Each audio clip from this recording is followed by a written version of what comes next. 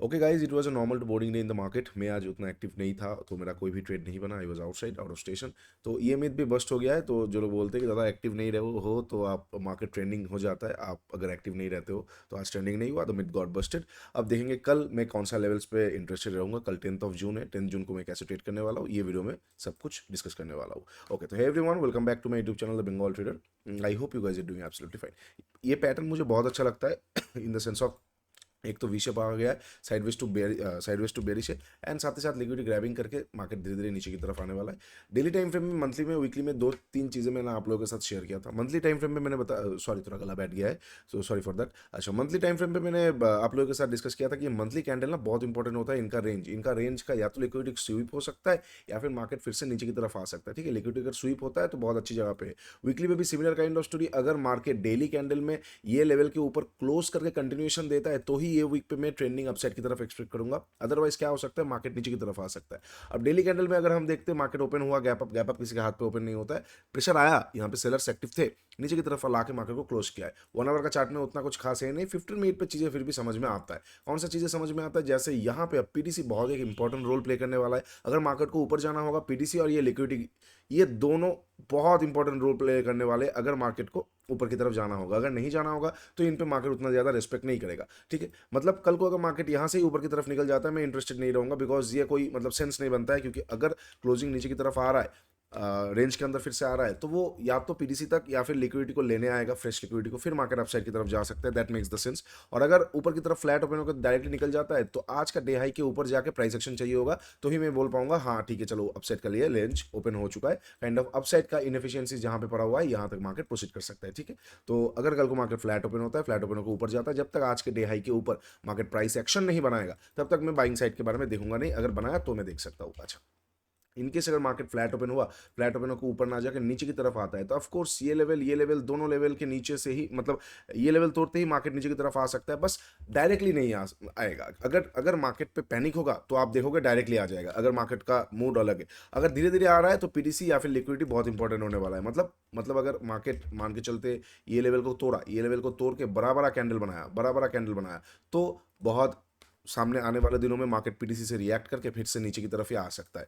और इनकेस अगर ये चीज़ बड़ा बड़ा कैंडल ना बनाता हुआ, आज के जैसा बनाया, मान के चलते ग्रैप किया, अपसाइड गया, सेल ऑन राइज हुआ, सेल ऑन राइज हुआ, सेल ऑन राइज हुआ, तो आने वाले टाइम पे यहाँ से मार्केट घूम के अपसाइड की तरफ जाने के बारे में सोचेगा। ठीक है, तो ये बहुत इंपॉर्टेंट होगा आने वाले टाइम का एक टाइम, मतलब एक मार्केट का चाल समझने के लिए। तो मैं कैसे ट्रेड करने वाला हूँ, अगर फ्लैट ओपन होकर नीचे आता है, कैंडल अगर क्लोज वगैरह करता है, मेरा सेल ऑन राइज चालू हो जाएगा, जहां से मुझे अपसाइड से सेल ऑन राइज मिलेगा मेरा सेटअप के हिसाब से। स्नाइपर हो गया, पाइवट हो गया, कैंडल स्टिक हो गया, 15 मिनट सेटअप हो गया, स्ट्रक्चर मैपिंग हो गया, एलटीएफ हो गया, कुछ भी हो गया, तो मैं ऊपर के आसपास से मार्केट को सेल ऑन राइज करता चलूंगा। एक्सपेक्ट कर सकते हैं या तो ये सिनेरियो बन जाए, और इनकेस अगर मार्केट पे बहुत ज़्यादा जान है तो पहला 15 मिनट पे ही हमें इस तरह का कैंडल देखने को मिल जाएगा, जो कि एक बहुत स्ट्रॉन्ग बेयरिश कैंडल का सिग्नल दे देगा, just like this, just like this, just like this. तो अगर उसके नीचे फिर से निकल जाता है तो एक बार रिस्क लिया जा सकता है, बट अगेन ये रिस्क थोड़ा सा ज़्यादा रिस्क हो जाएगा, क्योंकि मार्केट थोड़ा सा काइंड ऑफ, अगर हम विक्स को भी देखते हैं ना, तो विक्स उतना बड़ा नहीं है। अगर हम विक्स को ठीक से देखते हैं, कहा गया, अगर हम इंडिया विक्स को देखते हैं 14 के आसपास है। तो जो बड़ा, जो रेंज वाला मैं बात आपके साथ बताया ना, जो बड़ा रेंज वाला इन द सेंस ऑफ बड़ा बड़ा कैंडल हो गया, बिग बिग साइज का कैंडल हो गया, वो 14 में थोड़ा कम देखने को मिलता है। ये 16-17 होता ना, तो मैं हाँ थोड़ा सा पेसिमिस्ट बन जाता कि चलो हाँ ठीक है, अब मार्केट पे थोड़ा बहुत होगा। लेकिन अभी भी ऑप्टिमिज्म मार्केट पे रहेगा। Why? Because India VIX is around 14। कल को अगर ये 16-17 हो जाएगा और फिर पहला कैंडल ऐसा बड़ा बनेगा, तो मैं नीचे निकलते ही एक बार कर सकता हूँ। दिस इज एडवांस थिंग्स, थोड़ा आपको मजा आएगा ये सारी चीज़ों के साथ आप अगर क्रम्बल करोगे ट्रेडिंग को। ओके, अच्छा, ये हो जाएगा। इनकेस अगर मार्केट फ्लैट ओपन होकर नीचे आता है और क्लोज करता है, तो सेल ऑन राइज आ जाएगा, जहां से ऊपर से मिलेगा, स्ट्रक्चर मैप करके इंटरनल जोन हो जहीं से भी हो, मैं एक बार शॉर्ट करने वाला हूँ मार्केट को। अच्छा, अब अगर मार्केट गैप अप और गैप डाउन ओपन होता है तो मैं कैसे ट्रेड करने वाला हूँ। इनकेस अगर मार्केट गैप अप ओपन होता है, कहाँ पे, बहुत इंपॉर्टेंट वही हो जाएगा, आज के डे हाई के ऊपर गैप अप अगर ओपन होता है, single price action with B, मैं इंटरेस्टेड रहूंगा वहाँ पे। अगर प्राइस एक्शन के बाद मान के चलते डे लो रिस्पेक्टेड हो गया, जैसे यहाँ पे डे हाई रिस्पेक्टेड है, उस तरह का चीज़ें हो गया, तो मैं ठीक है बाई कर सकता हूँ अपसाइड का टारगेट्स के लिए। इनकेस अगर बहुत बड़ा गैप ओपन होता है और कोई प्रॉफिट बुकिंग सेटअप मिलता है, तो मैं एक बार प्रॉफिट बुकिंग सेटअप में शॉर्ट कर सकता हूँ। इनकेस अगर कुछ नहीं मिलता है तो मैं सेकंड हाफ तक वेट करूंगा। अच्छा,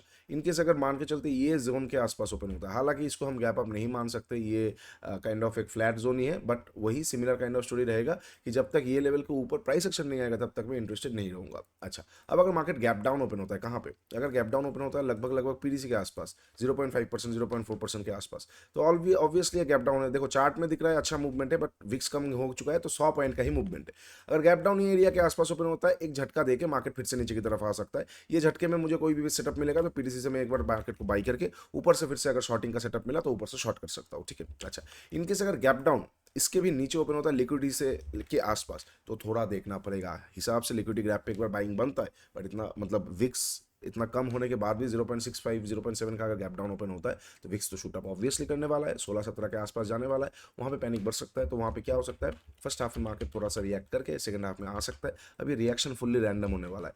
पीडीसी को रिवर्स बना के रिवर्स इंजीनियरिंग करके वो घूम सकता है, कोई ट्रेंड लाइन को फॉलो कर सकता है, कुछ भी कर सकता है। तो वहाँ पे मैं लिक्विडिटी ग्रैप पे उतना ना देख के थोड़ा देखूंगा, अगर अपसाइड से नेगेटिविटी मुझे कंटिन्यूएशन पे दिख रहा है तो मैं शॉर्ट कर सकता हूँ, अदरवाइज सेकंड हाफ में देखूंगा, ठीक है। चलिए, ये हो जाएगा सारा पॉसिबल सिचुएशन जहाँ पे मैं कल ट्रेड करने वाला हूँ निफ्टी में। इसके बाहर का आएगा तो मेरे पास ऑब्वियस ट्रेडिंग के लिए कोई प्लान नहीं रहेगा, इसके अंदर का आएगा तो मैं ट्राई करूंगा कि इस प्लान के वाइज मैं इसको एग्जीक्यूट कर। आप लोग भी आपका प्लान बनाइए और फिर एग्जीक्यूशन के बारे में सोचिए। Plan is a part, execution is another part, okay. चलिए, वीडियो अच्छा लगा है तो डू लाइक शेयर सब्सक्राइब। नीचे इंस्टाग्राम का लिंक दिया हुआ है, जाकर जरूर चेकआउट कर लीजिए। प्रोग्राम का भी लिंक दिया हुआ है, जाकर जरूर चेकआउट कर लीजिए। बहुत इंपॉर्टेंट अपडेट्स वहाँ पे हम डालते रहते हैं इंस्टाग्राम पे भी, और प्रोग्राम पे तो आपको मजा आएगा ही आएगा। आज के लिए इतना ही, टेक केयर, बाय बाय। तब तक के लिए ट्रेड स्मार्टली। वीडियो 6 से 7 मिनट का ही हुआ है because levels are very short and crisp. चलो, take care, bye bye, trade smartly.